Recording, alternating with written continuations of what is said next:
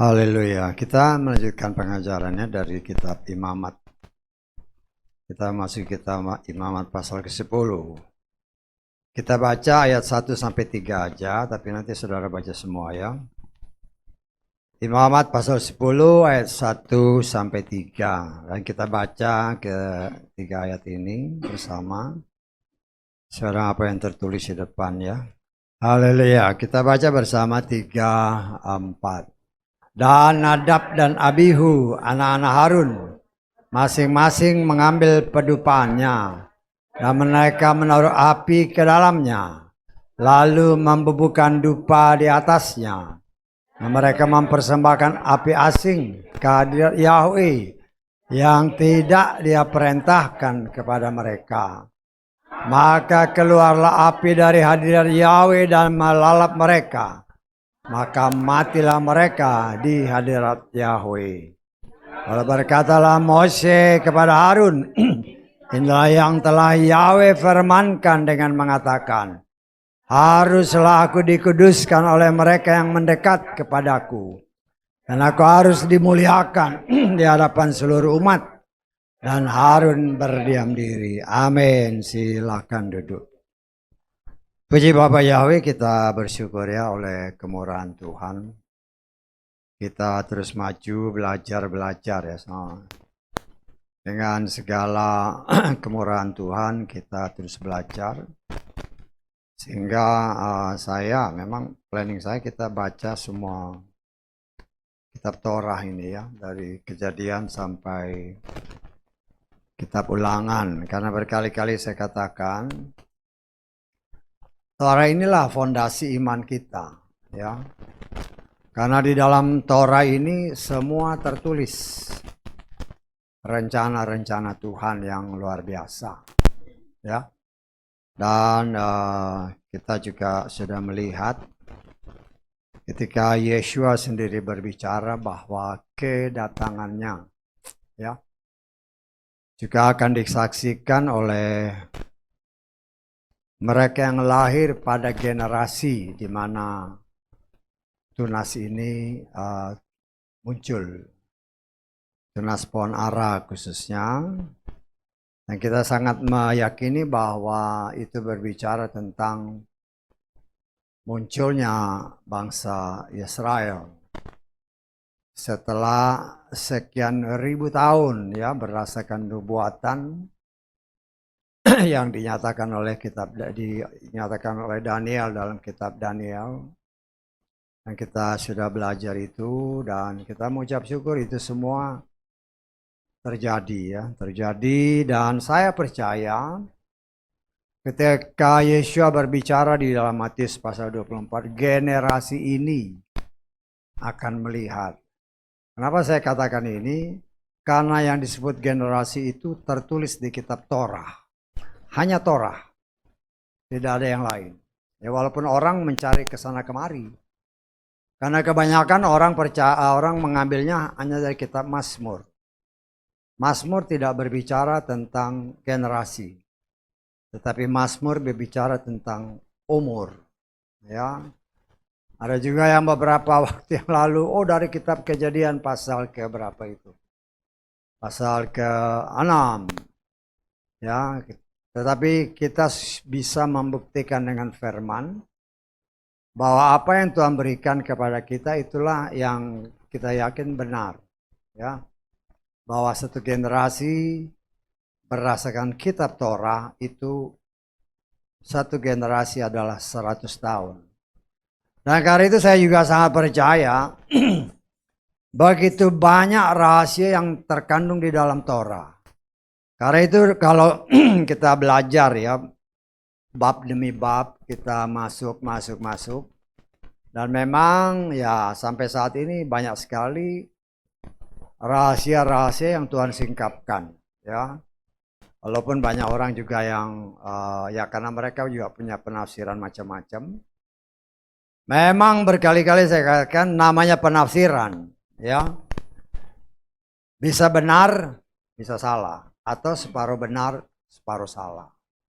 Tetapi selama itu dipimpin oleh Roh Kudus dan ditafsirkan berdasarkan apa yang tertulis, paling sedikit tidak melenceng jauh, ya. Karena itu saya berani katakan, ya, generasi kita ini memang akan melihat kedatangan Dia. Hanya persisnya kapan, Yeshua berkata, tidak ada seorang pun yang tahu. Tetapi saya mengimani, ya, saya percaya kalau waktunya datang, Roh Kudus akan berbicara kepada kita pribadi lepas pribadi. Tidak secara umum, tidak umpamanya seperti saya gini. Oh, Yesus akan datang besok. Itu salah. Itu tidak sesuai firman. Ya, saya percaya kalau waktunya datang dia akan berbicara secara pribadi kepada setiap masing-masing anak-anak Tuhan, ya. Supaya benar-benar siap, ya. Dan inilah saatnya sekarang, ya, kita bersiap aja. Karena kita tidak tahu kapan.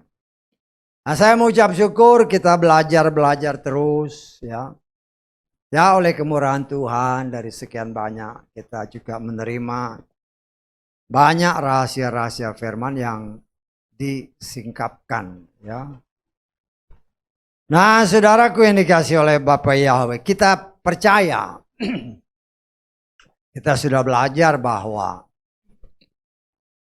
imam besar, imam dan, jadi kita harus ingat, ya, orang Lewi itu semuanya imam, ya, yang laki-laki, ya, yang laki-laki, ya, tidak ada disebutkan perempuan jadi imam. Jadi jadi kita harus sangat berhati-hati walaupun banyak orang yang menentang.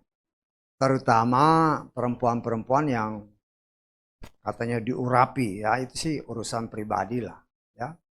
Saya juga nggak mau ngurusin, hanya saya sebagai pelayan Tuhan harus bisa menunjukkan bahwa memang ada tertulis. Bapak Yahweh berbicara kepada Moshe, ya, hitunglah orang Lewi yang laki-laki dari usia 1 bulan ke atas. Hanya orang Lewi, ya. Tetapi kalau suku-suku yang lain dari umur 20 tahun ke atas yang siap perang. Tetapi kalau suku Lewi umur 1 bulan ke atas yang laki-laki. Karena semua yang laki-laki dari suku ini itu ditetapkan sebagai imam. Tetapi, ya, hanya dari keturunan Harunlah yang diangkat sebagai imam besar. Bisa ditangkap, ya. Jadi ada imam secara khusus yang melayani di dalam tabernakel, membakar dupa, memotong korban, ya, itu semua imam besar, ya. Imam besar artinya dari keturunan Harun yang melakukannya. Yang lain-lain, ya, nanti kita pelajari itu di dalam kitab Imamat, dalam kitab Bilangan akan sangat jelas, ya. Yang lain-lain katakanlah membereskan tabernakel ini karena dia kan pindah-pindah. Waktu itu kan masih pindah-pindah. Khususnya semua barang yang ada di dalam kemah, baik itu tabut, baik itu meja roti, baik itu kaki pelita, meja dupa, ya. Semua itu dibereskan oleh imam besar dulu. Kan ada banyak-banyak alat tadi, dibereskan dulu. Kemudian ditutup sama kain. Ya, sama kain. Baru diangkat oleh orang Lewi yang lain. Setangkap. Orang Lewi yang lain tidak tahu bentuknya kayak apa, nggak ada yang tahu. Hanya imam besar yang tahu. Ya. Dan disinilah kita melihat sungguh sangat luar biasa. Orang yang menghadap Tuhan secara langsung berdasarkan Torah ini hanyalah imam besar. Ya, pada waktu itu. Ingat, ya. Kita harus ingat, tanamkan baik-baik bahwa Torah adalah bayangan. Karena yang sesungguhnya itu adalah pribadi Yeshua. Ya. Nah, kita coba belajar dari apa yang kita lihat tadi. Nadab, Abihu, saya tafsirkan mereka adalah anak pertama dan kedua dari Harun. Ya, kenapa saya tafsirkan begitu? Karena tidak disebut bahwa si Nadab, Abihu ini yang paling tua, yang nomor 2. Tetapi saya tafsirkan mereka berdasarkan urutan nama-nama yang seringkali ditulis dalam kitab suci kita, bahwa yang ditulis itu kan Nadab, Abihu. Kita baca aja ya di dalam 1 Hari pasal ke-6 ayat ke-3. Dan anak-anak Amran adalah Harun dan Moshe serta Miriam. Nah, perhatikan. Dan anak-anak Harun adalah Nadab, Abihu, Eleazar dan Itamar. Berdasarkan urutan ini, saya menafsirkan bahwa Nadab dan Abihu itu anak pertama dan kedua. Saya tangkap ya. Saya tidak bisa bilang pasti. Hanya berdasarkan urutan-urutan ini. Biasanya urutan itu adalah urutan berdasarkan yang paling tua sampai kepada yang adik-adiknya. Jadi saya tafsirkan yang disebutkan di dalam kitab Imamat 10 ini adalah anak pertama dan kedua daripada Harun yang mendapatkan tugas untuk melayani di dalam kemah. Dalam hal ini dikatakan jelas untuk mempersembahkan dupa ya, dalam kasus ini ya, mempersembahkan dupa ya. Dan kita sudah belajar kemudian pada urutan, karena memang ini kan jumlahnya masih sedikit ya. Kan cuman Harun sama 4 anaknya. Jadi total cuman 5 ya. Tetapi nanti setelah zaman Salomo, zaman Daud itu sudah banyak sekali ya, sehingga dibagi-bagi ya di dalam berapa 24 kelompok. Karena setelah Nadab dan Abihu ini mati, mereka nggak punya anak ya, berdasarkan firman Tuhan. Anak-anak keturunan imam besar itu hanya dari Eleazar dan Itamar ya. Dan dari mereka ini berdasarkan kitab yang pernah kita baca ada 24 bagian besar anak-anak mereka, kelompok-kelompok. Termasuk yang pernah kita singgung sedikit, masalah Abia ya. Karena Abia itu juga adalah bilangan daripada imam besar. Di mana dari Abia inilah Sakaria, bapak daripada Yohanes Pembaptis ya. Jadi Yohanes Pembaptis itu keturunan imam besar. Ya, keturunan imam besar. Dan di sini kita melihat pada waktu itu setelah dibagi pada zaman Daud itu, karena sudah banyak maka diundi. Nah, kita sudah belajar kan beberapa waktu yang lalu. Kayak waktu zaman Sakaria ini kan juga diundi dari grup Abia, siapa yang mendapat bagian untuk membakar dupa. Nah, tapi kalau waktu zamannya si Harun ini ya 4 orang ini ya mungkin ya ditunjuk aja. Karena masih 4 orang waktu itu kan. 4 orang oke, Nadab, Abihu, kamu yang sekarang ini. Ya itulah cara Tuhan. Karena semakin hari kan jumlahnya semakin banyak. Ya. Tetapi ya orang boleh makin banyak.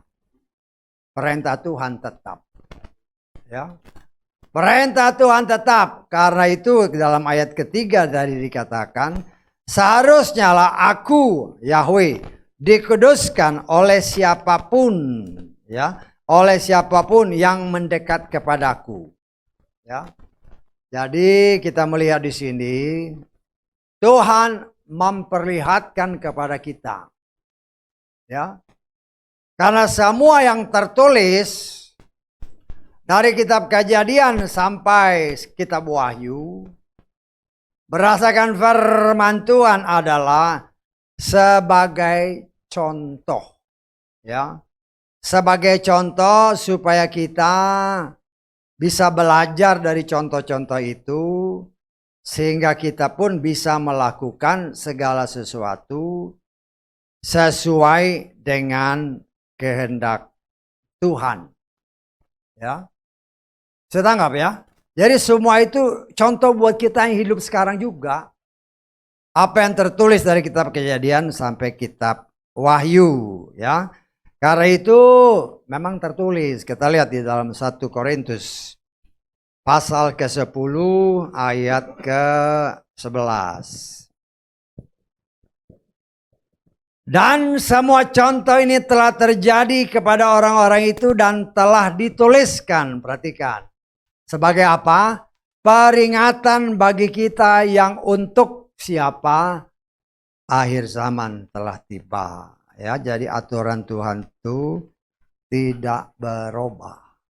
Ya, kita sudah belajar dari kitab Ibrani pasal 13 ayat 8. Yeshua HaMashiach tetap sama. Dahulu, sekarang, sampai selamanya. Artinya firman Tuhan itu tetap. Ya, dan ada tertulis dalam kitab Timotius, ya, bahwa Tuhan setia kepada firman. Nah, di sini kita belajar karena memang ini adalah juga supaya kita belajar, ya, seperti yang saya katakan tadi. Tuhan telah menetapkan hanya orang dari suku Lewi dan keturunan Harun yang boleh masuk dan yang membakar dupa. Orang lain tidak boleh. Kalau berani masuk, hukumannya apa? Mati. Mati, ya, karena memang firman Tuhan tadi kan katakan harus dikuduskan. Jadi Tuhan tidak main-main.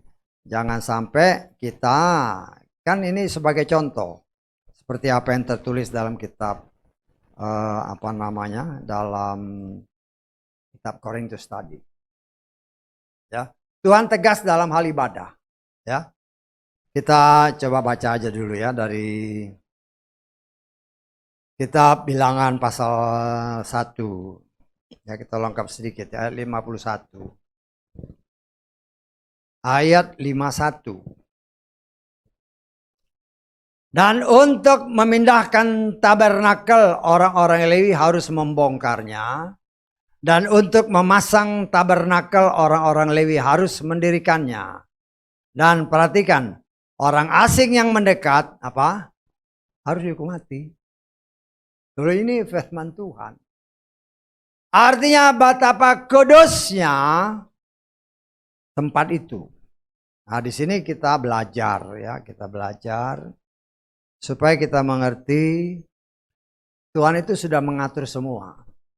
Orang Lewi memang dari suku Israel 12 orang, hanya suku Lewi yang boleh melayani. Ya. Dan dari suku Lewi hanya keturunan Harun yang boleh melayani pembakaran dupa, untuk bakar korban dan sebagainya. Itu Tuhan yang tetapkan. Itu bayangannya. Jangan dilanggar. Ya. Lo kenyataannya yang sekarang, tadi kan kita belajar, ini bayangan, nyatanya gimana? Betul nggak? Nah, kita baca di dalam kitab Efesus pasal ke-4. Ya. Ayat ke berapa? 11 kalau nggak salah ya. Kita lihat ya. Efesus pasal ke-4 ayat 11 ya, betul. Dan sesungguhnya dia di sini berarti Yeshua ya, karena huruf besar ya. Dia sendiri telah memberikan, ya, jadi Yeshua yang berikan. Baik itu rasul, nabi, penginjil, gembala, pengajar, 5 jawatan. Yang dikenal di luar sana 5 jawatan ya ini. Ya. Tetapi harus diingat, firman Tuhan itu nggak berubah. Ya. Jadi kita harus lihat, berhati-hati melihatnya. Yeshua Tidak pernah memilih rasul perempuan, tidak ada ayatnya. Terangkap. Ya. Jadi jangan melantur ke sana kemari. Ya. Tuhan itu tidak berubah. Kalau kita merasa, maaf kata ya, kalau kebanyakan yang perempuan yang pinter atau yang sudah pernah merasa berkhotbah, paling menolak ayat ini. Menolak yang katakan perempuan gak boleh berkhotbah, nolak. Saya punya urapan. Buat saya sih gak jadi masalah. Tapi masalahnya sama dia yang bikin itu. Bisa tanggap? Tapi saya punya kewajiban memberitahukan ini. Ayatnya gak boleh. Gak boleh. Nah, kita lihat aja Matius pasal 19 ayat 29. Ya. Karena kita belajar ini tentang semua itu sudah diatur Tuhan. Jangan melenceng dari situ. Setiap orang, perhatikan, ini tugas pelayanan ya. Tugas pelayanan yang Tuhan berikan. Setiap orang yang sudah meninggalkan, satu, meninggalkan rumah. Kedua, saudara laki-laki. Ketiga, saudara perempuan. Keempat, ayah. Kelima, ibu. Keenam, istri. Ketujuh, berapa tuh? Seterusnya, anak, ladang, demi namaku. Loh itu kan gak apa-apa. Ya gak apa-apa, tapi perhatikan kata per kata. Yesua itu tidak mungkin lari dari Torah.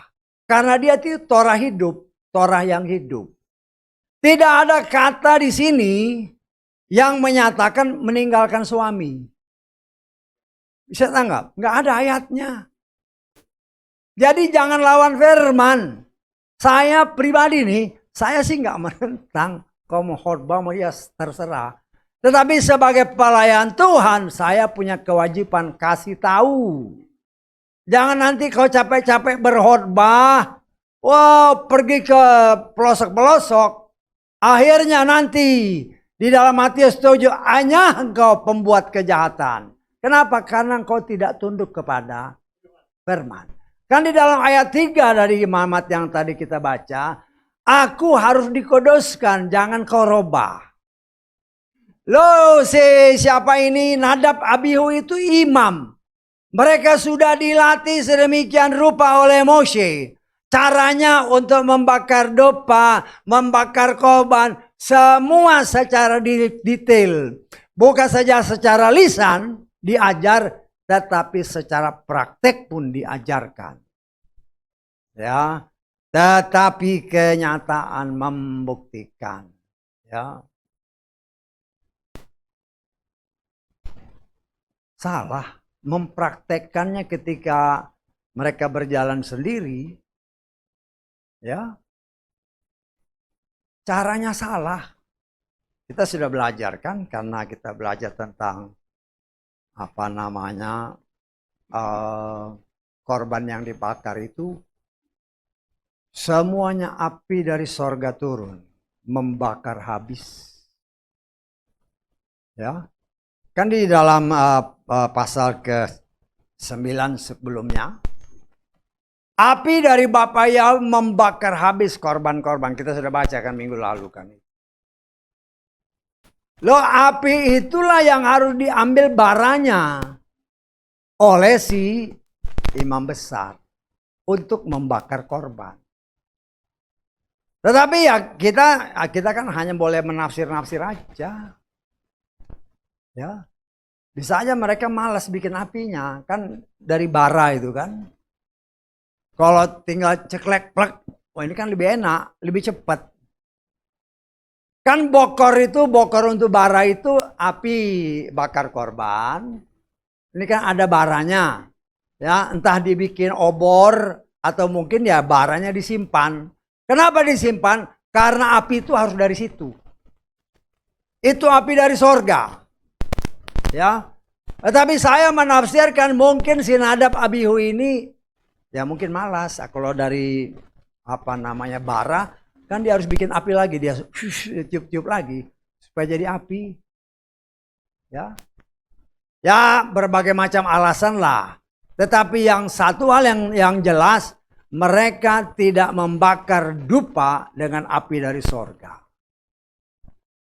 Bagi Tuhan itu satu kesalahan yang sangat fatal. Ya, karena Tuhan berkali-kali memperlihatkan ketika mereka membakar korban, api dari sorga yang membakar korban. Bukan api buatan manusia. Tuhan tidak melihat. Ya, cuman berarti kan dari 5 orang ini 2 mati, tinggal 3. Tuhan gak lihat itu. Tuhan gak sayang orang yang tidak menghormati aku binasa. Binasa. Tuhan sangat ketat dalam hal ibadah. Ya. Tetapi kita melihat banyak orang yang, ya dalam hal ini kalau kita boleh mengambil suatu, katakanlah suatu kesimpulan. Seolah-olah mereka meremehkan perintah Tuhan. Ya boleh kau remehkan perintah Tuhan. Tapi akibatnya, kita lihat dalam Amsal, ini gampang ayatnya ya, saya gampang-gampang ayatnya dihafal. Amsal 13 ayat 13.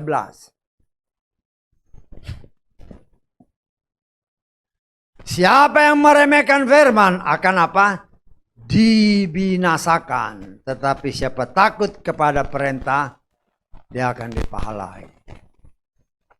Bagi Tuhan, orang yang tidak menghormati firman-Nya, ingat, firman itu adalah pribadinya sendiri. Siapapun yang tidak menghormati, tidak mentaati firman, mati. Binasa. Contohnya banyak. Kita sudah belajar tentang si Saul. Ya. Saul itu keturunan Benyamin. Dia sama sekali tidak punya hak untuk membakar korban. Dan ketika Samuel suruh dia tunggu, waktu mau maju berperang dengan musuh-musuhnya, musuh semakin dekat, Samuel belum nampak. Korban belum dibakar. Ya. Kemudian tentaranya karena musuh datang mulai bubar. Saul ketakutan. Akhirnya kata firman Tuhan, kita sudah belajar ini. Saya hanya selintas-selintas. Ya. Firman Tuhan kata dia memberanikan diri untuk bakar korban. Ya. Karena ketakutan musuh sudah semakin dekat, dia belum membakar korban. Samuel yang ditunggu-tunggu untuk membakar korban nggak datang-datang. Ya, itulah salah satu kalau kita lihat secara dalam cara Tuhan untuk menguji kesetiaan seseorang. Di dalam menghadapi musuh yang sedang semakin dekat, yang mengharapkan tentaranya tetap kompak, tetapi tentaranya mulai bubar. Ternyata terlihat Saul mulai kecil nyalinya. Ya. Dia lupa bahwa Tuhan yang dia sembah, asal dia setia, sanggup untuk menghancurkan siapapun juga. Lawan-lawannya khususnya. Tetapi apa yang dia lihat, Saul membuat dia gentar. Akhirnya memberontak terhadap firman. Ya. Ya kan banyak zaman sekarang juga sama. Wah, taat beribadah kepada Bapa Yahweh. Waduh. Timbul masalah. Datang masukan. Ini ada orang pintar bisa bantu kamu. Mau enggak? Loh, ini kenyataan seperti itu. Ya. Engkau berdoa kepada Bapak ya. Aduh, enggak ada jawaban nih, saya udah berdoa. Ada orang pernah mengatakan, mulutku sampai berbusa. Nggak ada jawaban. Ada tawaran dari orang yang namanya orang pintar. Mau nggak saya tolong? Caranya gampang.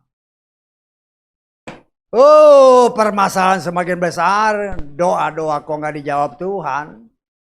Padahal Tuhan pun sedang menguji setiap anak-anak Tuhan. Seberapa setiakah kita di dalam menghadapi tantangan kehidupan yang Tuhan izinkan terjadi?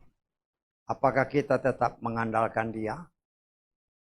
Atau mulai lirik ke sana kemari, mencari bantuan?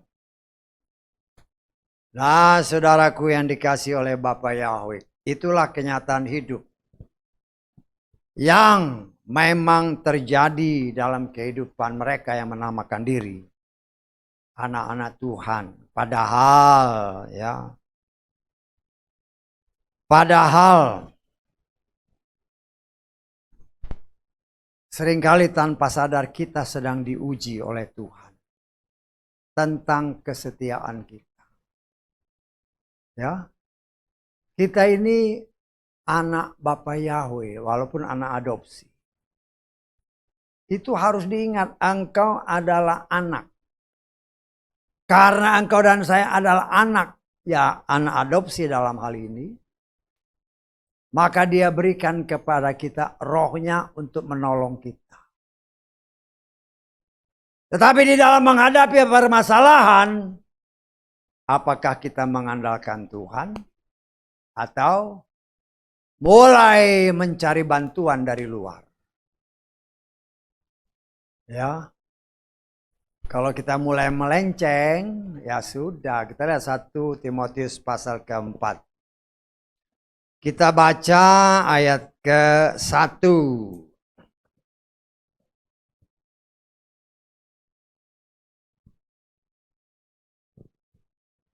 Roh mengatakan dengan tegas bahwa pada waktu-waktu yang akan datang beberapa orang akan berpaling dari iman. Karena apa?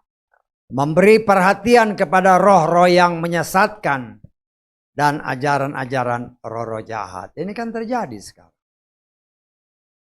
Terjadi. Tuhan memperlihatkan kepada saudara dan saya, memang kadang Tuhan izinkan permasalahan terjadi. Kenapa? Karena Tuhan sedang menguji kesetiaan kita. Terlebih dengan waktu yang semakin dekat. Ya, di dalam permasalahan yang kita hadapi atau yang Tuhan izinkan terjadi dalam hidup kita, siapa yang kau andalkan? Jangan seperti si Saul. Ya, jangan seperti si Saul. Tuhan setia bukan sama orang. Tuhan setia sama firman. Kalau kita tetap mengandalkan Tuhan, ya, berseru kepada Dia, ya, karena ada tertulis. Kita lihat di dalam 1 Korintus pasal ke-10 tadi, kita lihat ayatnya yang ke berapa itu, ayat ke-13. Pencobaan, perhatikan baik-baik ya kata-katanya. Diperhatikan, jadi jangan baca asal baca aja. Pencobaan tidak menimpa kamu, tidak pernah menimpa kamu kecuali yang manusiawi. Elohim itu setia. Dia tidak mengizinkan kamu dicobai di atas yang apa yang kamu mampu. Perhatikan baik-baik kata-katanya, ya. Sebaliknya bersama pencobaan itu, Dia juga akan membuat jalan keluar agar kamu sanggup menanggungnya. Bisa tangkap artinya? Ya. Apapun yang Tuhan izinkan terjadi tidak akan pernah melebihi kekuatan kita. Asal jangan kita melenceng seperti kata 1 Timotius 4 tadi. Kalau kita tetap berseru dan setia memanggil namanya. Ketika kita tetap berharap kepadanya, janjinya. Ingat, Tuhan setia kepada firman-Nya. Tuhan, ada tertulis. Ya, Engkau memberikan aku jalan keluar. Ketika pencobaan Tuhan izinkan terjadi, ada tertulis, mengucap syukurlah dalam segala hal.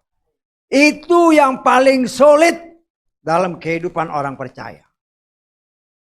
Aku lagi punya masalah, bagaimana mengucap syukur? Itulah bedanya antara orang yang beribadah dan percaya kepada Bapa Yahweh dengan orang dunia. Orang dunia tidak mungkin bisa mengucap syukur. Tetapi engkau dan saya sedang diuji. Ketika permasalahan datang, berdiam diri, Tuhan. Aku percaya. Engkau izinkan pencobaan terjadi. Tetapi aku percaya engkau setia kepada firman-Mu. Itu tidak akan melebihi kekuatanku. Ajar aku tetap mengucap syukur. Ajar aku tetap memuji-Mu. Karena ketika aku mengucap syukur, ketika aku memuji-Mu, aku mengundang hadirat Tuhan. Karena ada tertulis Mazmur 22 ayat 4. Dia bertahta di atas pujian. Ketika dia hadir, dia celikan mata kita. Ada jalan keluar. Tetapi kalau semakin menggerutu ya, tertutup semua jalan. Kenapa? Karena Tuhan setia kepada janjinya. Tuhan setia kepada firman-Nya. Ketika kita mengucap syukur, maka jalan keluar dia kasih lihat. Tapi kalau kita ngedumel, marah, ya ketutup semua jalan. Kita belajar dari semua apa yang telah terjadi kan dalam 1 Korintus tadi kan. Kita belajar. Nadab dan Abihu saya menafsirkan, mungkin dia malas. Ya, mau gampangnya aja. Cak, pakai api. Ya. Akhirnya karena dia memberontak terhadap firman. Jangan remehkan firman, kata Amsal tadi kan. Upanya mati. Mati. Loh, kita belajar dari apa yang tertulis. Karena semua itu bayangan. Dan dalam kenyataan, belajarlah mengikuti semua yang tertulis dengan pertolongan Roh Kudus. Tanpa Roh Kudus kita nggak mungkin bisa melakukan. Nggak mungkin. Ya. Karena itu Roh Kudus, karena engkau anak, kata kitab Galatia, maka diberikannya kita roh. Roh Kudus itu wujud nyata dari talit. Talit itu adalah bayangan. Banyak penyembah Yahweh hanya percaya kepada talit. Talit itu tidak bisa ngajar. Talit itu hanya kalau kita lihat, ingat firman. Hanya ingat. Belum tentu kau bisa lakukan. Karena kau hanya ingat. Karena itu dikatakan oleh firman Tuhan. Roh Kudus itulah yang sanggup menolong kita. Ya, kalau orang yang percaya kepada Bapa Yahweh, yang percaya kepada talit, hati-hati kok. Karena talit itu hanya bayangan. Jelas dikatakan. Ibrani pasal 10, Torah itu adalah bayangan. Ya, tapi jangan ikut-ikutan orang Yahudi. Ya kalau pakai itu sebagai hiasan, ya oke-oke aja. Buat saya sih oke. Tetapi kan kebanyakan, waduh, saya kalau pakai ini aura saya naik.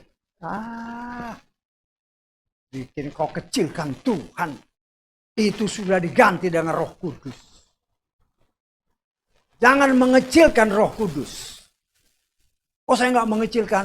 Tapi kemana-mana kau pakai itu barang sepotong itu. Itu pun salah. Ya, kau yang pakai talit dengar, itu pun salah. Baca firman Tuhan dengan benar-benar. Karena jomba itu bukan ditaruh di kain, tapi ditaruh di baju. Baca firman Tuhan yang benar. Loh, itu aja udah salah, dibangga-banggain. Sesuatu yang salah kau banggain, dalam hadirat Tuhan engkau menghina dia. Kau remehkan dia. Apa yang dikatakan Amsal? Kau remehkan Tuhan. Ya Tuhanlah yang beracara. Kita belajar. Bukan saya katakan nggak boleh pakai talit, boleh. Mau pakai talit, mau pakai apa namanya, semua atribut Yahudi pakai boleh. Tapi jangan kau anggap itu sebagai sesuatu kalau kau pakai kau pasti kudus. Ingat yang bilang salibkan. Siapa itu? Semua kan pakai gituan. Kan imam besar, imam-imam, orang Parisi, orang Saduki. salibkan dia, salibkan dia. Kan itu. Jadi pakailah hikmat, jangan engkau ikuti apa yang nggak perlu. Ikuti firman dengan benar. Banyak juga. Saya karena dulu ya memang tahun 2000-an kan kita mulai ya 99 apa 2000 lah. Ya tahun-tahun segitu kan. Waduh. Semua pakai waktu itu sih nggak ngerti. Tapi begitu dibaca benar-benar. Loh. Jumbai ini kan ditaruhnya di baju. Bukan di kain. Sejak itu saya menolak itu. Karena nggak sesuai firman. Karena ada yang ngomong, Pak harus pakai talit. Ini lambang. Baca yang benar, jangan salah. Baca yang benar. Ya. Kalau kita tidak baca yang benar, akhirnya kita salah mempraktekkan. Ya. Akhirnya, ya itulah. Ya, kadang waktu kita pelayan-pelayan di daerah-daerah kan. Wah, ada seorang yang pakai talit gitu kan. Wah, jadi pemimpin. Pelayan Tuhan yang lain, Pak, dia tuh pencuri, Pak. Lah, lo bener, pencuri dia, Pak. Pakai talit gagah di depan lagi. Temannya bilang itu pencuri, Pak. Dah. Di sini kita harus hati-hati. Ya. Kita sebagai anak-anak Tuhan, kita sedang dipersiapkan sebagai imam berdasarkan Wahyu pasal 5 ayat 10 dan seterusnya. Ya.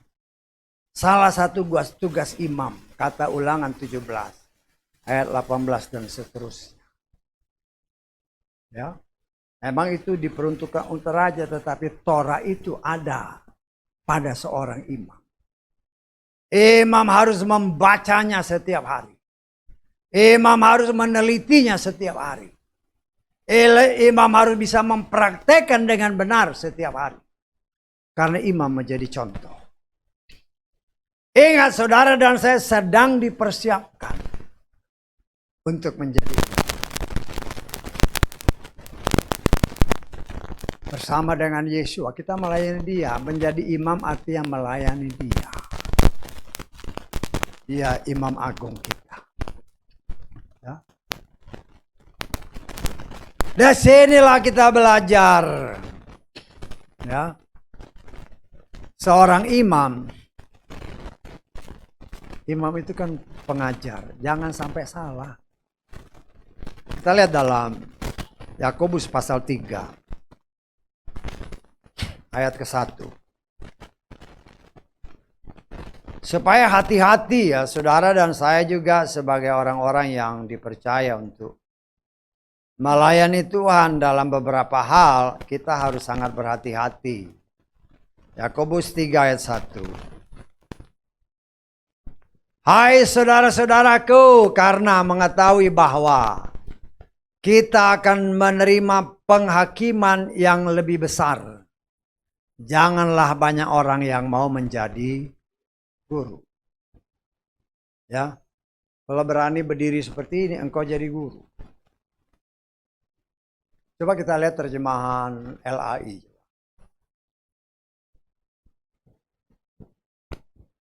Saudara-saudaraku, janganlah banyak orang di antara kamu mau menjadi guru, sebab kamu tahu bahwa sebagai guru kita akan dihakimi menurut ukuran yang lebih berat. Sebagai guru itu harusnya menjadi contoh. Contoh melakukan firman. Kalau engkau salah, berdasarkan ayat ini, engkau dihukum lebih berat. Kenapa? Karena engkau mengajar banyak orang. Ya, karena itu saya sebagai pelayan Tuhan harus berani mengatakan, walaupun mungkin banyak orang yang gak suka, kalau saya memberitakan firman Tuhan, apa yang tertulis. Ya, banyak orang memang saya sadar banyak yang nggak suka ketika diberitakan perempuan harus begini berbagai macamnya. Loh, tapi itu tertulis. Saya harus berani menyatakan ayah A. Bukan untuk menyenangkan telinga saudara, tapi saya mau menyenangkan Dia yang kulayani. Yahweh dalam Adonai Yeshua Mashiach. Kenapa? Karena saya mau masuk surga. Kalau saya mengajar hanya untuk menyenangkan telinga, tetapi menyakiti hati Bapakku, karena aku mengajarkan yang tidak sesuai seperti apa yang Dia nyatakan, ya sudah. Karena itu pun saya mencoba mentransfer kepada saudara supaya kita mempunyai roh yang benar-benar setia kepada firman. Ketika engkau dipakai Tuhan, katakanlah melayani seseorang, beritakan apa adanya, apa yang tertulis, jangan yang tersirat di kepalamu. Ya, hati-hati. Karena banyak orang karena mau menyenangkan hati orang, ya nggak apa-apalah sedikit-sedikit. Kan Tuhan tahu, memang Tuhan tahu, tapi kau salah. Jangan berkompromi dengan kejahatan. Kan banyak orang gitu, ya nggak apa-apa lah, salah sedikit, Tuhan juga tahu. Lah, jangan membela diri dengan hal-hal yang tidak benar. Kita tidak bisa berkompromi dengan apapun yang jahat, nggak bisa. Ayah, memang resikonya banyak. Resikonya karena dunia ini dikuasai si jahat. Otomatis orang-orang yang ada di dalam sini, kalau dia bukan anak Bapa Yahweh, ya otaknya semua jahat. Kalau kita mengajarkan yang baik, kebanyakan tidak akan bisa terima. Tapi itulah resiko sebagai anak Tuhan. Rasakan apa yang tertulis yang seringkali disingkapkan Maleakhi 3 ayat 18. Harus ada perbedaan antara orang yang beribadah kepada Bapa Yahweh dengan orang-orang dunia ini. Nah, kita belajar, saudara. Kita belajar mengajar diri kita tidak berkompromi dengan apapun yang berasal dari si jahat. Karena bahasa apa yang dikatakan dalam 1 Timotius 4 tadi kan. Mulai ada orang yang mulai ya dikatakan bisa berkompromi dengan si jahat. Kalau kita perhatikan ayat-ayat ini ya dalam 1 Timotius tadi ya, pada waktu-waktu yang akan datang ya saat ini ya, beberapa orang berpaling dari iman, berpaling. Kita sudah belajar dalam kitab Galatia, iman adalah pribadi Yeshua atau firman yang hidup. Berpaling dari Yeshua untuk apa? Kan berbagai macam. Ya, banyak orang yang berpaling dari iman yang benar hanya untuk memperoleh kenikmatan dunia dengan berbagai macam kenikmatan yang ditawarkan oleh dunia. Kenyataan kan ada. Demi mengajar pangkat, orang rela mengorbankan iman. Demi mengajar harta, orang rela mengorbankan iman. Demi cinta, cinta dunia, orang rela mengorbankan Tuhannya. Nah itu kejadian. Nanti ya, karena banyak kesaksian ya, kita apalagi ya kita kan sering dengar. Ya, karena engkau meninggalkan Tuhan yang memberikan damai sejahtera. Karena mencintai orang yang tidak seiman. Ya awalnya sih oke-oke aja. Tetapi lama-lama mulai terlihat, sehingga mulai timbul penyesalan. Loh itu banyak terjadi. Ya. Karena cinta. Kan kadang-kadang ya, karena nggak apa-apalah. Kan nanti aku bisa tarik dia. Lah mantap. Aku bisa tarik dia. Bukannya ketarik maka malah makin jauh. Loh itu kan banyak seperti itu. Hati-hati, ya, hati-hati. Sebagai anak Tuhan, jangan kita main-main. Ya, contoh Nadab dan Abihu itu imam, ya. Imam harusnya memberi contoh. Tetapi kenyataan membuktikan mereka justru melenceng dari apa yang sudah diatur. Padahal kan itu belum lama. Diajar sama Moshe langsung. Begini ya, begini, begini, begini. Ya, melenceng. Seolah-olah tidak ada rasa takut sama Tuhan. Ketika waktu Torah mau diturunkan, Tuhan memperlihatkan kuasanya. Api, badai, guru, waduh, trompet, bangsa ini gemetar. Ya. Setelah Moshe naik 40 hari 40 malam. Lupa.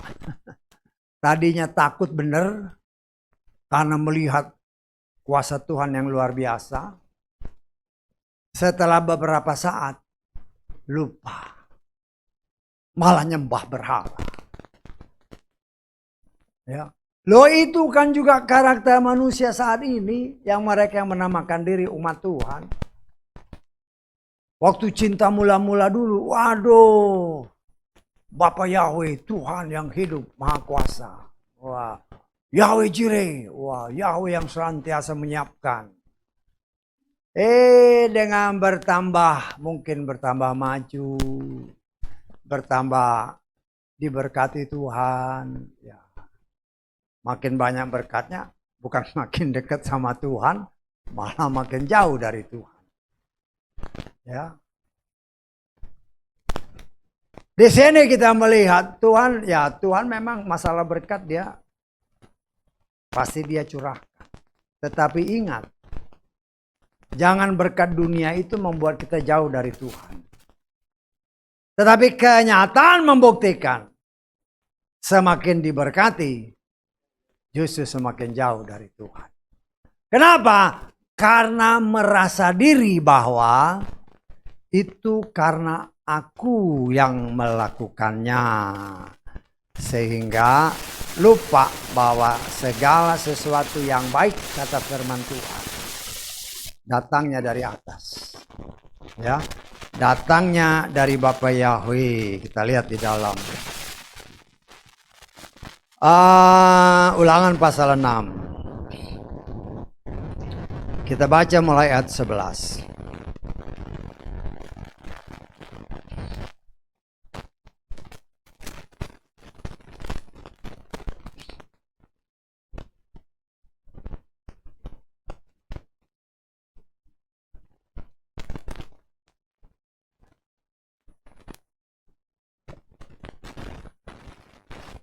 Dan rumah-rumah yang penuh dengan, atau kita baca ayat 10 coba. Akan terjadi apabila Yahweh Elohim membawa engkau masuk ke negeri yang dia telah bersumpah kepada leluhurmu, yakni Abraham, Yitzhak dan Yakub, untuk memberikan kepadamu kota-kota yang besar dan baik yang tidak engkau bangun, dan rumah-rumah yang penuh dengan berbagai barang yang baik yang tidak engkau isi, sumur-sumur yang tidak engkau gali, kebun-kebun anggur dan zaitun yang tidak engkau tanami, engkau makan dan menjadi kenyang. Perhatikan, berhati-hatilah supaya engkau jangan melupakan Yahweh yang telah membawa engkau keluar dari tanah Mesir, dari rumah perbudakan. Engkau harus takut kepada Yahweh Elohimmu, engkau harus beribadah kepada Dia, dan engkau harus bersumpah demi namanya.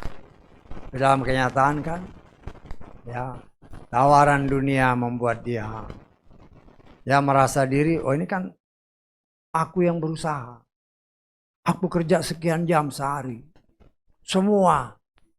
Ya, kita lihat dalam Yakobus 1 ayat ke-17. Yakobus 1 ayat 17, setiap pemberian yang baik dan setiap karunia yang sempurna, perhatikan, adalah dari atas, turun dari Bapa segala terang, yang di hadapannya tidak ada perubahan atau bayangan, peralihan dan seterusnya. Semua yang kita miliki dari Dia, oleh Dia, untuk Dia.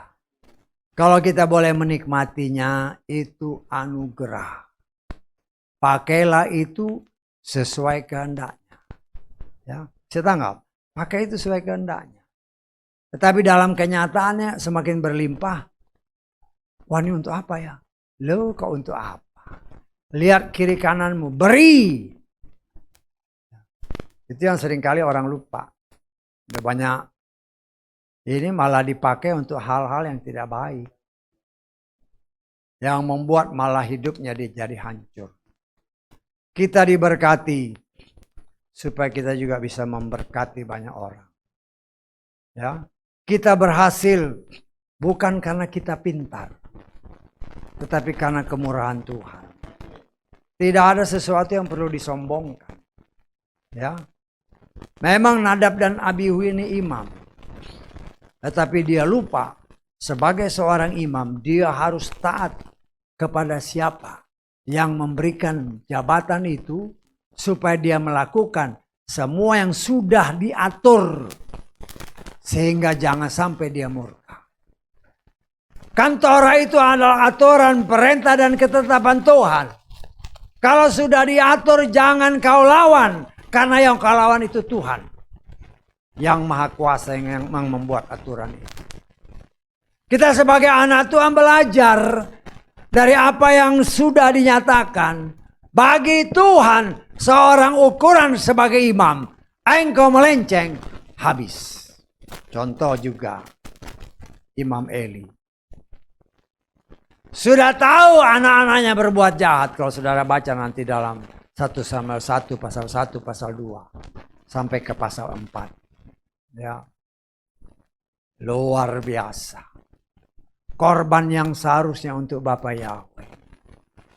Ya, padahal korban itu sebentar juga setelah dibakar itu untuk mereka juga. Tetapi nggak sabar.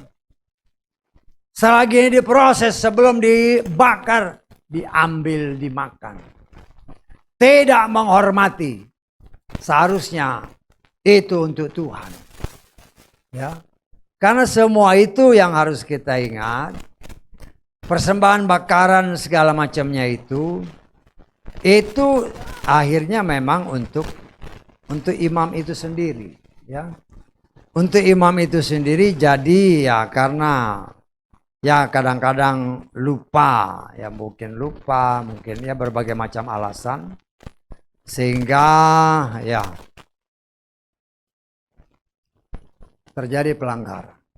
Jadi korban-korban bakaran itu setelah dibakar kan, itu ya buat mereka juga, buat si imam. Ya kita lihat aja dalam Yosua pasal ke-13.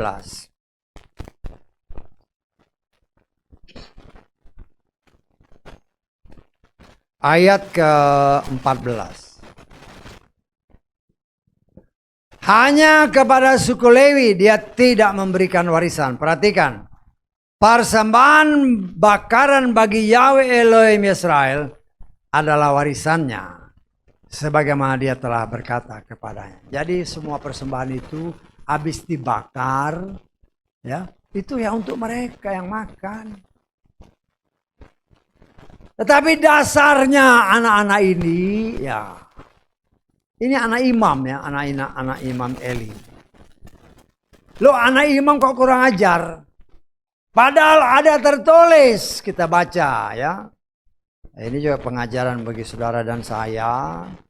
Anak imam juga banyak yang kurang ajar. Ya, karena itu kenapa bisa begitu? Ya, karena ada hal yang seharusnya mereka lakukan tidak dilakukan. Kita baca. Ulangan pasal ke-6 mulai ayat ke-6. Dan perintah-perintah yang aku perintahkan kepadamu hari ini, camkanlah di dalam hatimu. Perhatikan, haruslah engkau menanamkannya kepada anak-anakmu, membicarakannya ketika engkau duduk di rumahmu, ketika engkau sedang berjalan di jalan, ketika engkau berbaring dan ketika engkau bangun. Haruslah engkau mengikatkannya sebagai tanda pada tanganmu, dan haruslah itu menjadi lambang di dahimu, dan haruslah engkau menuliskannya pada tiang pintu rumahmu dan pada pintu gerbangmu. Kalau sudah perhatikan ayat-ayat ini dicontoh sama setan. Nanti kan 66 itu kan tadi di sini dikatakan ditulis di mana ditaruh di coba kita naik ke atas tadi dikit. Di ayat ke-8. Ayat ke-8 kita lihat. Haruslah engkau sebagai tanda di tanganmu, pada tanganmu. Nah, ini kan dicontoh sama setan. Yang 66 itu, ya. Kemudian haruslah itu menjadi lambang di dayung, itu kan yang dicontoh. Setan itu peniru ulung. Apa yang dia tulis, dia belokkan sedikit. 6 kitab ditambahin 6, jadi 6. Kenapa anak-anak Imam Eli jadi kurang ajar? Saya menafsirkan Eli tidak melakukan ini. Saya tangkap. Eli tidak melakukan ini. Seharusnya anak-anak itu dididik sejak mereka lahir. Sudah diberitakan, diajar firman. Ya, nah, harus hati-hati. Kan banyak kebiasaan orang kan. Wah, anak baru lahir. Ya. Bawa gereja, oh nanti masih kecil. Loh, justru diserahkan. Yesua itu dibawa ke bait suci umur 8 hari karena harus disunat kan. Dibawa. Tetapi orang-orang percaya, aduh masih kecil nanti aja. Justru masih kecil dibawa ke bait suci. Serahkan kepada Tuhan. Dan dididik, anak itu dididik sejak dia kecil. Ya, ya dulu kan, ya dulu anak-anak saya yang cewek 2 ini kan. Si Eba sama Ruth ini kan dulu kita kayak keranjang makanya orang keranjang Musa nih. Keranjangnya masih bayi kan, masukin di keranjang, taruh aja, culok. Dia masih kecil tapi rohnya denger. Roh yang dingin yang ada, yang ditaruh kepada kita itu dingin dengan cemburu. Termasuk kepada anak-anak ini. Kita lihat di dalam Yakobus pasal ke berapa itu? Pasal ke-4. Kita lihat ya. Supaya kita belajar kalau ada orang-orang yang punya anak-anak kecil, jangan ditaruh di rumah nanti angin lah. Kirain Tuhan gak sanggup menjaga dia. Kita lihat ayat ke-5. Apakah kamu berpikir bahwa kitab suci dengan tanpa maksud mengatakan dengan kecemburuan dia merindukan roh yang telah berdiam di dalam kita. Kita lihat terjemahan LAI coba. Janganlah kamu menyangka bahwa kitab suci tanpa alasan berkata, roh yang ditempatkan Tuhan di dalam diri kita diingini dengan cemburu. Rohlah yang memberi hidup, kata firman Tuhan. Yohanes 6:3. Daging sama sekali tidak berguna. Roh yang Tuhan berikan membuat kita hidup. Saya tanggap. Roh yang memberi hidup. Kita baca ya Yohanes 6:3. Yohanes 6:3. Rohlah yang memberi kehidupan. Daging sama sekali tidak berguna. Firman yang aku katakan kepadamu adalah roh dan dialah kehidupan. Kalau roh ini dicabut, mati kita. Karena itu roh yang ada di dalam kita, yang dianugerahkan Tuhan bagi kita, itu dia ingini dengan cemburu. Karena itu kita dimanapun kita sembunyi, nggak bisa sembunyi. Bisa tanggap? Engkau sembunyi di dalam laut, lo selama masih hidup ada rohnya di situ. Bisa tanggap? Jadi semuanya tertulis. Roh itu mencatat apa yang kita pikirkan, apa yang kita lakukan. Itu tercatat. Dan itu semua kelak harus kita pertanggungjawabkan di hadapan Tuhan. Tetapi kalau sesuatu itu bertentangan dengan firman, kita sadar karena rohnya mengingatkan kita. Kemudian kita berseru, Tuhan, ampuni aku. 1 Yohanes 1 ayat 9. Dia setia dan adil. Bila kita mengaku dosa, maka dia hapus. Sehingga ketika kita datang di hadapan Tuhan, kan kita semua harus masuk dalam pengadilannya. Dia buka semua. Semua putih, nggak ada yang merah. Kenapa? Karena dihapus semua dosa salah kita oleh Yeshua karena itu dikatakan dia juru selamat. Karena itu kemanapun kita berada, ada roh Tuhan di dalam kita yang mencatat semua. Kau nyuri-nyuri sedikit, dicatat. Dia ada di dalam. Bagaimana mau sembunyi? Wah, saya nggak ibadah, Pak. Tapi di rumah saya ibadah. Saya nggak tahu. Tapi kan Tuhan tahu benar apa nggak omongannya. Nanti kau bertanggung jawab. Tanggal sekian jam sekian kau ngomong gini. Kau bohong nggak? Bohong Tuhan. Udah minta ampun belum? Ya, situ. Di situ ada api di situ. Karena itu kita sebagai anak Tuhan diberi contoh orang yang mempunyai jabatan sebagai imam. Sesuatu yang sebenarnya indah. Melayani dia. Tetapi jangan salah di dalam melayani dia. Layani sesuai dengan apa yang telah diatur. Ini begini ya. Jangan lewat. Ya. Jangan lewat. Karena itu kita harus benar-benar ya, kita kan namanya kita belajar. Orang yang namanya belajar, logikanya dia akan semakin pintar. Betul nggak? Semakin pintar, bukan semakin bodoh. Kalau dia belajar semakin bodoh, itu dipertanyakan, ini belajarnya benar nggak? Ya. Karena itu ya, siapa yang ngajar? Yang ngajar Roh Kudus. Roh Kudus itu guru agung kita. Dia sanggup mengajar kita segala sesuatu supaya kita mengenal dia dengan benar. Ya. Karena itu kita sebagai anak-anak Tuhan, ya, kita belajar terus, baca firman. Ya saya nggak tahu berapa seringkah engkau baca firman. Apakah cuma seminggu sekali? Wah, masing-masing kan tahu. Ya. Ini kan surat cinta Tuhan. Ingat ya, berkali-kali saya katakan kepada kita semua. Ketika kita baca firman, usahakan telinga dengar. Ya walaupun lembut-lembut, dengar. Kenapa? Ada tertulis, iman datang dari pendengaran. Kalau kau baca dalam hati, ya memang sih dengar juga. Hatinya dengar. Ya.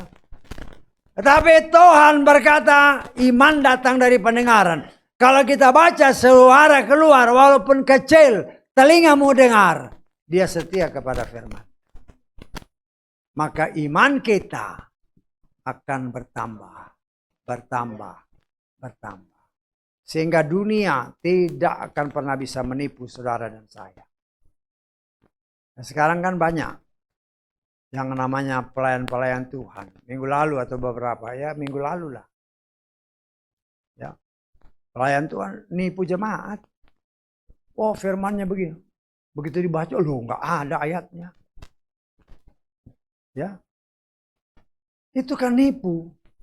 Loh guru kata firman Tuhan dalam Yakobus tadi kan. 2 kali ganda. Hukumannya lebih berat. Karena itu kita sebagai anak Tuhan. Yang sedang dididik oleh Tuhan.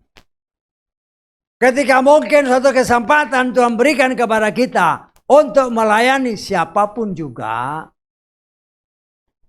Ya. Ketika engkau berbicara, hati-hati dalam mengutip firman. Jangan kau tambah, jangan kau kurang. Ya. Jangan bilang, aduh saya bukan pelayan Tuhan. Lah bagaimana? Katanya anak Tuhan yang mau memberitakan tentang Tuhannya.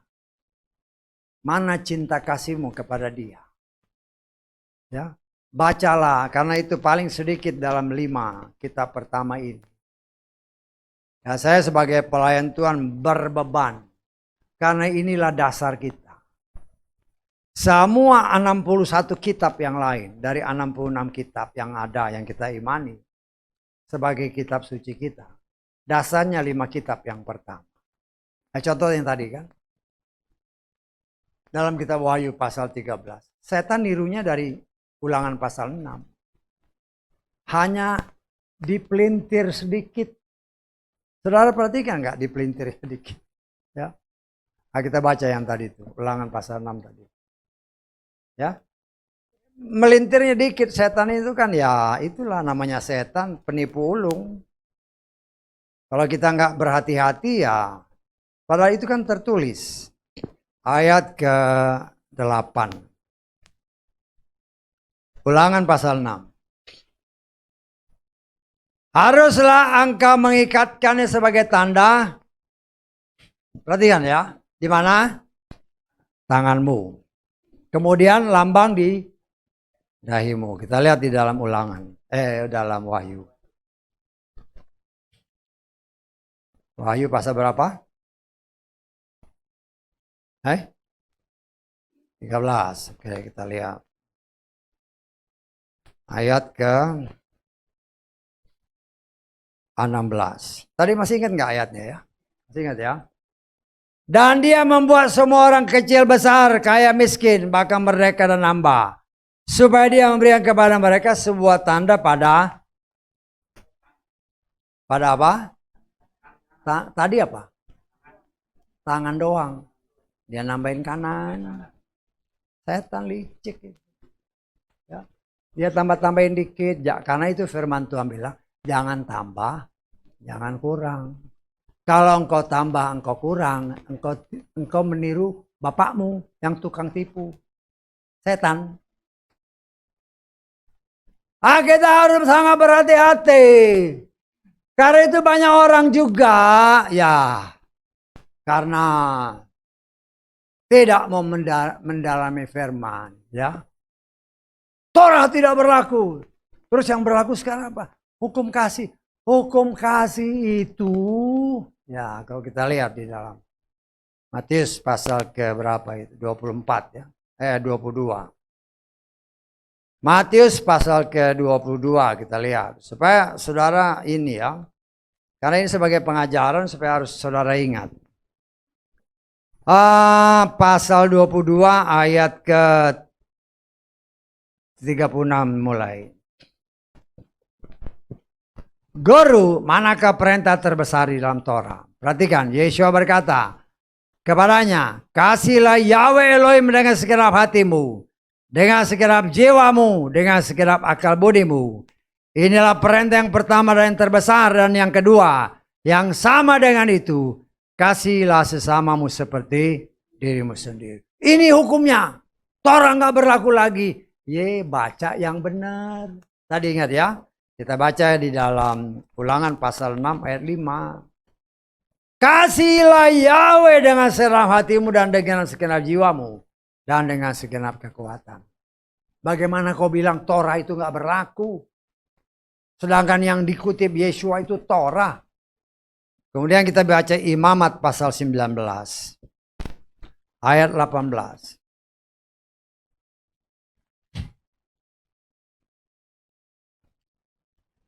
Imamat 19, janganlah engkau membalas dendam dan janganlah menyimpan dendam pada keturunan bangsamu, tetapi engkau harus mengasihi sesamamu seperti dirimu sendiri. Akulah Yahweh. Bagaimana kau bilang Torah nggak berlaku? Yang berlaku hanya hukum kasih. Hukum kasih itu diambil dari Torah. Ya. Di sinilah kita melihat kelihatannya bagus. Dan banyak orang, ya banyak jemaat ketipu juga. Oh, kata pelayan Tuhan ini Torah nggak berlaku. Sekarang yang berlaku hukum kasih. Paling sedikit saudara sudah tahu bahwa apa yang dikatakan di dalam Matius itu Yeshua mengutipnya dari Torah. Karena itu jangan kita coba-coba melawan aturan, perintah, dan ketetapan Tuhan. Tuhan sudah atur begini. Dahulu orang Lewi keturunan Harun harus jadi imam besar. Nah sekarang para gembala, para rasul, para nabi, Ya, para guru, para penginjil, itu yang tetapkan Bapa Yahweh di dalam Yeshua Masih. Dan berdasarkan Matius pasal 19, tidak ada perempuan. Berdasarkan Matius 28, pergi, jadikanlah semua bangsa muridku. Itu dikatakan Yeshua kepada 11 murid. Walaupun saya percaya, di situ paling sedikit ada Maria Magdalena, ada Maria ibu Yeshua. Tetapi firman Tuhan katakan kepada ke-11 murid. Jangan kau lawan firman, jangan. Percuma kau lawan firman. Ya. Karena firman itu adalah pribadi Tuhan sendiri. Ya. Justru kita harusnya punya berbagai macam cara. Apa saya nggak boleh melayani? Lo boleh aja, boleh. Ya. Priscilla Aquila itu kan Priscilla perempuan. Tapi dia menemani suaminya yang bernama Aquila. Terus bagaimana dengan Yeshua? Kita lihat Lukas pasal ke berapa itu? Lukas pasal ke, tahu nggak ayatnya? Lukas pasal 8. Kita baca ayat 1 sampai 3. Terjadilah sesudah itu dia pun menelusuri setiap kota dan desa sambil berkhotbah dan memberitakan kerajaan Elohim. Dan ke-12 murid itu bersama dengan dia. Perhatikan.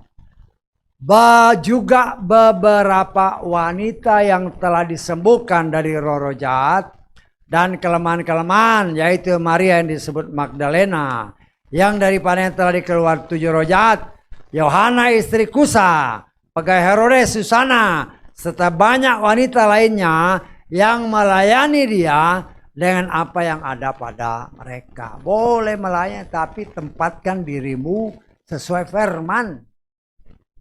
Bukan nggak boleh, karena ada tertulis, oh Tuhan berikan kepada si Adam penolong sepadan. Ya, kepala dari wanita adalah laki-laki. Dan saya percaya kalau namanya manusia normal, mulut itu ada di kepala. Sedang kamu saya. Mulut itu ada di kepala. Jangan kau lawan firman, gak bisa. Kita belajar sesuai kodrat kan. Apa bukan suatu kebanggaan kita ikut bantu pelayanan. Ya di sini kan ibu-ibu yang melayani, anak-anak yang melayani kan banyak juga. Tetapi tempatkan dirimu pada posisinya. Dan saya pun berusaha untuk mengajarkan begini ya, bukan nggak boleh, tapi ada tempatnya. Kita coba mempraktekkan sebagaimana tertulis. Walaupun yang kita lakukan ini pun mungkin masih banyak kelemahan dan kekurangan. Yang namanya manusia. Tetapi Tuhanlah yang menyempurnakan segala sesuatu. Ya, Tuhan itu sangat ketat dalam hal ibadah. Kenapa? Karena nanti kita akan melayani dia. Kita akan sebagai imam melayani dia nanti. Karena memang untuk itu kita diciptakan. Karena itu sekarang ini kita dididik bagaimana supaya kita bisa melayani dia dengan benar. Karena Yeshua atau Bapa Yahweh berkata kepada Moshe, ini tabernakel ini adalah gambaran dari apa yang ada di sorga. Artinya semua yang ada di situ adalah gambaran di sorga. Termasuk apa yang tertulis. Kita sudah pernah belajar hal itu. Ya, kita coba belajar. Mengertilah kehendak Tuhan. Apa kehendak Tuhan? Kan gitu. Ya. Kita melihat di sini sangat luar biasa. Karena Tuhan tahu dunia ini dikuasai oleh si jahat. Kita dikandung, dilahirkan, dan hidup di dalam dosa. Tetapi Tuhan punya rencana. Rencana yang luar biasa bagi saudara dan saya. Kita lihat di dalam 1 Tesalonika 4. Ayat ketiga. Inilah kehendak Elohim, pengudusanmu, supaya kamu terhindar dari percabulan, dan seterusnya. Ada tertulis, kuduskanlah mereka di dalam, kita baca Yohanes 17, ayat ke-17. Ya. Kuduskanlah mereka dalam kebenaranmu, firmanmu adalah kebenaran. Tuhan punya rencana untuk menyelamatkan kita. Dan untuk bisa bertemu dengan Dia, tanpa kekudusan, tidak mungkin kita melihat Dia. Dan untuk menjadi kudus, firman itulah yang memproses saudara dan saya. Semua. Karena itu jangan tambah, jangan kurang. Kita belajar untuk mengikutinya dengan terang daripada Roh Kudus. Karena itu saat ini kita sedang ada dalam ruangan kudus. Di sana ada pelita-pelita yang sanggup menerangi kita, karena berbicara pelita di dalam ruangan kudus, berbicara Roh Kudus yang menerangi hati saudara dan saya supaya kita ngerti firman Tuhan dengan benar. Hanya Roh Kudus yang dapat mengajar kita, bukan talit. Bukan talit. Talit itu hanya mengingatkan. Dan talit itu sudah diganti dengan Roh Kudus. Ya. Kita harus belak-belakan aja. Karena ini waktunya sudah semakin dekat. Ya, jangan ikut-ikutan orang Yahudi. Orang Yahudi pakai talit karena mereka belum percaya Yesua. Betul nggak?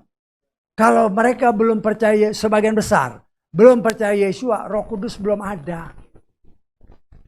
Tetapi akan datang saatnya sebagaimana yang telah dikatakan.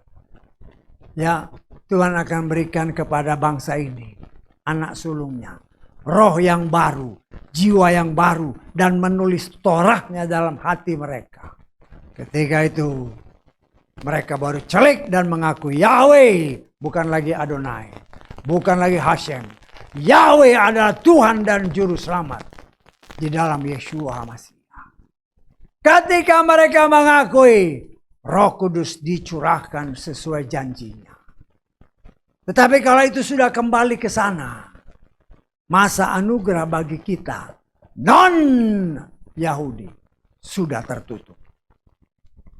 2000 tahun Tuhan berikan kesempatan kepada kita. Ya terserah. Karena itu saya sebagai pelayan Tuhan berbeban untuk coba menyatakan apa yang tertulis. Saya tidak mau menyenangkan telingamu, tetapi saya mau menyenangkan telinga Bapakku. Karena waktunya sudah sangat dekat.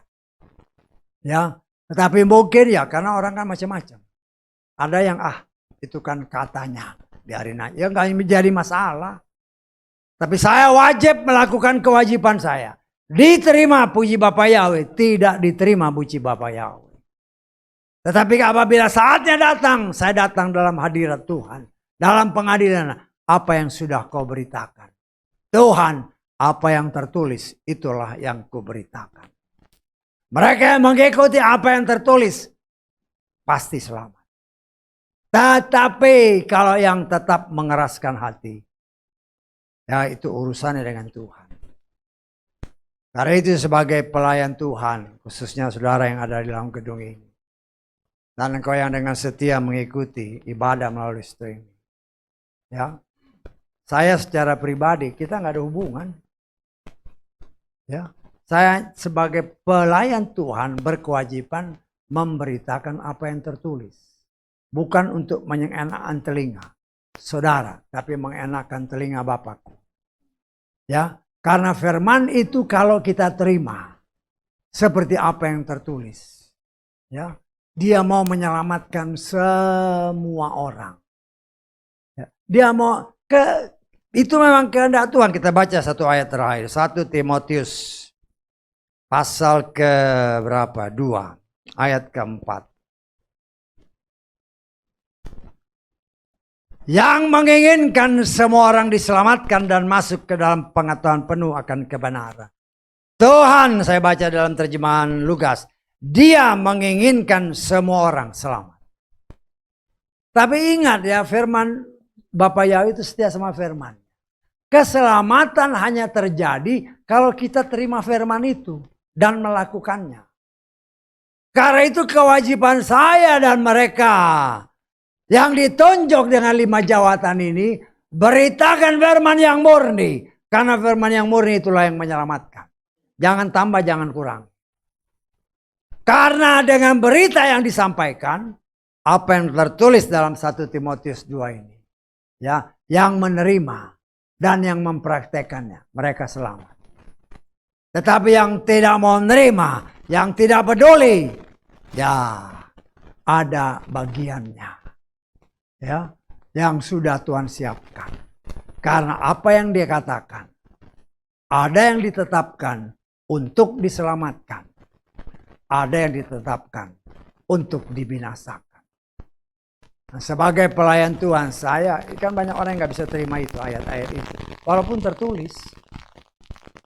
Ya, karena Tuhan itu maha tahu, tapi kewajiban saya khususnya sebagai pelayan Tuhan, saya harus berani memberitakan.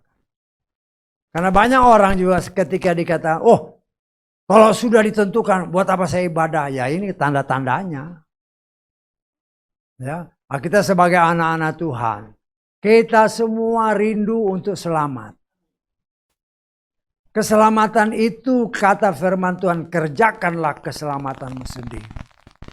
Dan keselamatan itu akan terjadi apabila kita terima firman dan mempraktekannya. Karena firman itulah yang menguduskan kita. Sehingga kita layak kudus bertemu dengan kudus. Haleluya. Amin. Mari kita bangkit berdiri.